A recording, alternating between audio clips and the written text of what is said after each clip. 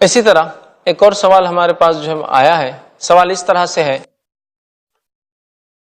کہ سوال بھائی یوں کرتے ہیں کہ sir I just want to know that when husband and wife are alone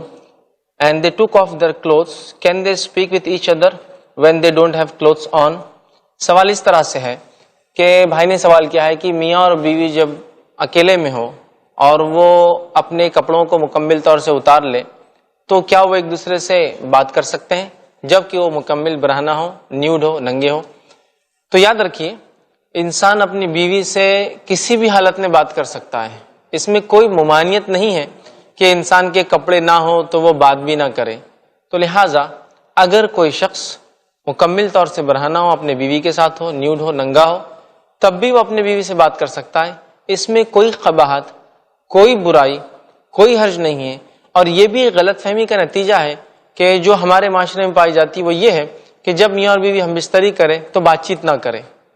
اس لیے کہ وہ کپڑے نہیں ہوتے ہیں یا کپڑے کم ہوتے ہیں یا وہ ننگے ہوتے ہیں، لہٰذا بات چیت نہ کرے۔ اور اللہ رحم کرے اگر اس معاملے میں کوئی ایسا لفظ نکل جائے جو ذکر کے معنی میں رکھتا ہو، یا لوگ بہت ہی نادم ہوتے ہیں کہ اب ننگے تھے اور ہم نے اللہ کا نام لیا، یا ایسے الفاظ نکل گئے، ٹھیک ہے، تو بہرحال میں کہوں گا کہ سب سے پہلی چیز